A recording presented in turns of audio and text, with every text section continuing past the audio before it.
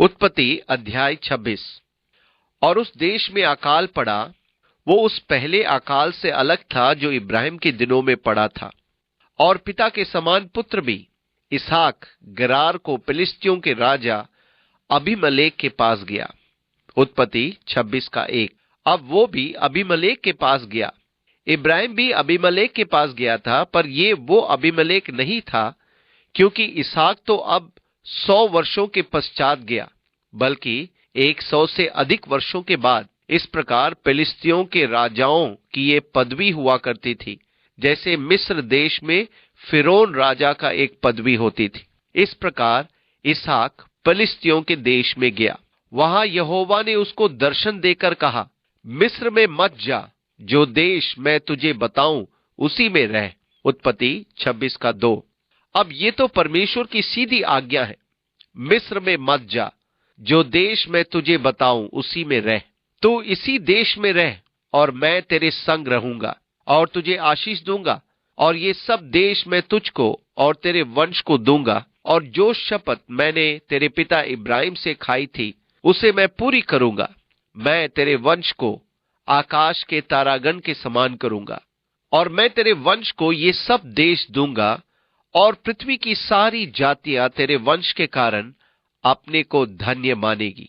उत्पत्ति 26 3 और 4 पद। और जब इसहाक फिलिस्तियों के देश को जा रहा था, तब यहोवा ने उसे दर्शन दिया। परमेश्वर ने इसहाक से ठीक उसी प्रतिज्ञा को दोहराया जो उसने इब्राहिम उसके पिता को देने की प्रतिज्ञा की थी। ये सारा देश तेरा और तेरे वंश का हो जाएगा, तेरे वंश को बहुत बढ़ाऊंगा। लेकिन तब प्रतिज्ञा की प्रमुख बात बोली गई, पृथ्वी की सारी जातियां तेरे वंश के कारण अपने को धन्य मानेगी।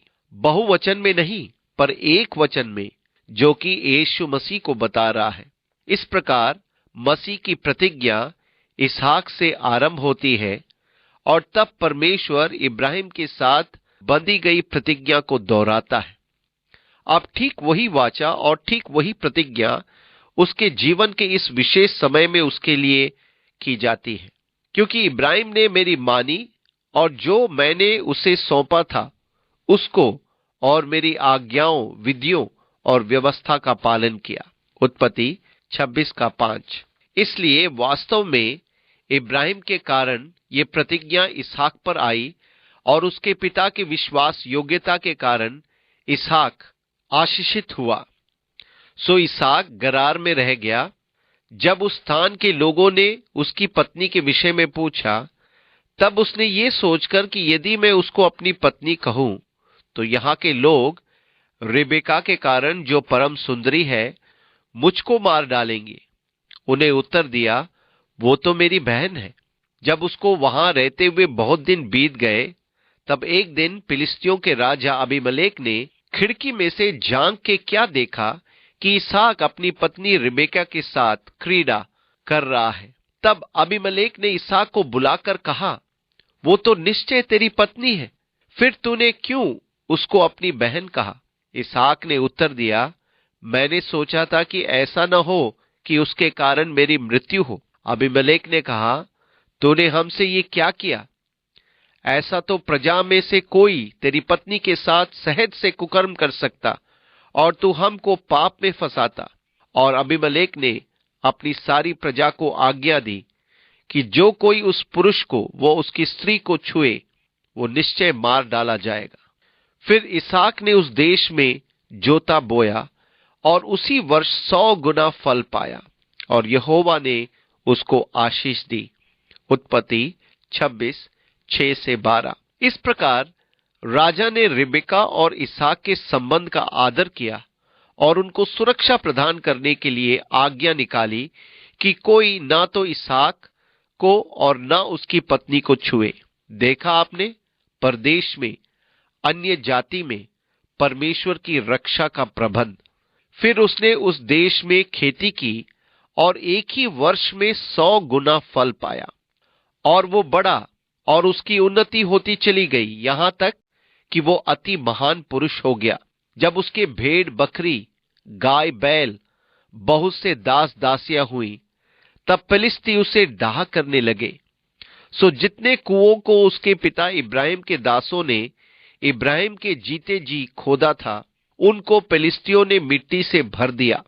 तब अबीमेलेक ने इसहाक से कहा, हमारे पास से चला जा, क्योंकि तू हमसे बहुत सामर्थी हो गया है।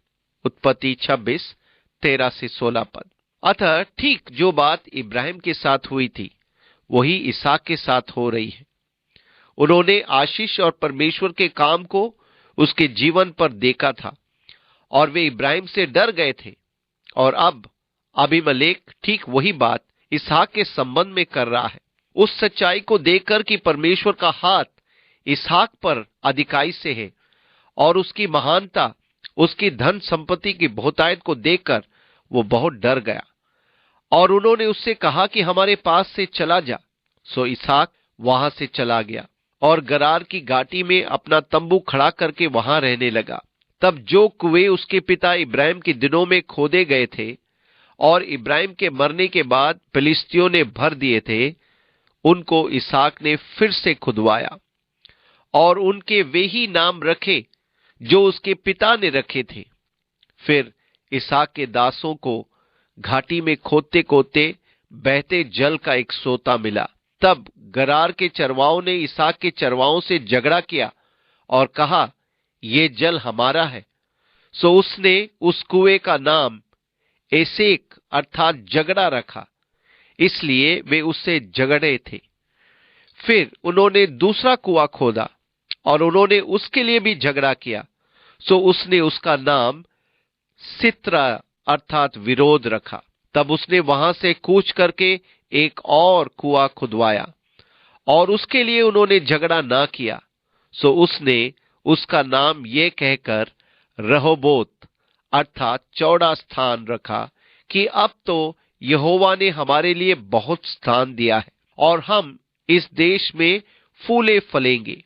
वहां से वो बर्शेबा को गया और उसी दिन यहोवा ने रात को उसे दर्शन देकर कहा। उत्पत्ति 26:17-24 पद। अब पुनः परमेश्वर उस पर ठीक उसी प्रकार प्रकट हो रहा है जैसे कि उसके लौटने के समय प्रकट हुआ। मैं तेरा पिता इब्राहिम का परमेश्वर हूं, मत डर, क्योंकि मैं तेरे साथ हूं और अपने दास इब्राहिम के कारण तुझे आशीष दूंगा और तेरा वंश बढ़ाऊंगा। उत्पत्ति 26:24। मत डर, क्योंकि मैं तेरे साथ हूं। समस्त भय को मिटाने के लिए परमेश्वर की उपस्थिति हमारे जीवन में पर्याप्त है। हम तभी भयभीत होते हैं जब हम भूल जाते हैं कि परमेश्वर हमारे साथ है। यदि आप भय से भर जाएं और पूरी तरह परेशान हो उठे, तो इसका एक अर्थ है आप भूल चुके हैं कि परमेश्वर आपके साथ है। मत डर, परमेश्वर ने कहा, क्योंकि मैं तेरे साथ हूं। कितनी ही बार परमेश्वर ने इस भय को दूर करने का आधार बनाया है। मत डर, क्योंकि मैं तेरे साथ हूं। निराश मत हो, क्योंकि मैं तेरा परमेश्वर हूं। मैं तेरी सहायता करूंगा, मैं तुझे बलवंत करूंगा। हां, मैं अपने धार्मिकता के दाहिने हाथ से तुझे संभालूंगा। यशायाह 41:10 पद। परमेश्वर मेरा सहायक है, दाऊद ने पुकारा। फिर मैं किसका भय खाऊं? मत डर, मैं तेरे साथ हूं और इब्राहिम के कारण मैं तुझे आशीष दूंगा। तब उसने वहां एक वेदी बनाई और यहोवा से प्रार्थना की और अपना तंबू वहीं खड़ा किया। और वहां इसहाक के दासों ने एक कुआं खोदा। तब अबीमेलेक अपने मंत्री अहुजात और अपने सेनापति पीकोल को संग लेकर गरार से उसके पास गया। इसहाक ने उनसे कहा, तुमने मुझसे बैर करके अपने बीच से निकाल दिया था, सो मेरे पास क्यों आए हो?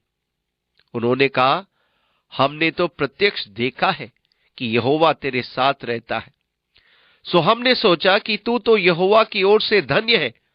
सो हमारे तेरे बीच में शपथ खाई जाए और हम तुझसे इस विषय की वाचा बांध दे कि जैसे हमने तुझे कुछ नहीं छुआ, वरन तेरे साथ निरी भलाई की है और तुझको कुशल सेम से विदा किया, उसके अनुसार तू भी हमसे कोई बुराई ना करेगा।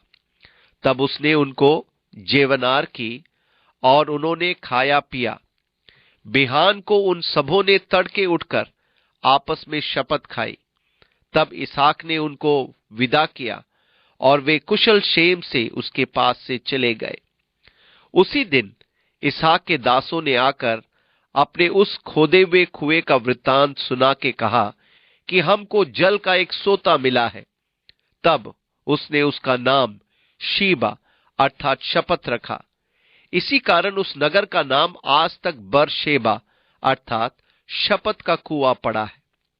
जब एसाव 40 वर्ष का हुआ तब उसने हिती बेरी की बेटी यहूदित और हिती एलोन की बेटी बाशमात से ब्याह लिया, और इन स्त्रियों के कारण इसहाक और रेबेका के मन को खेद हुआ।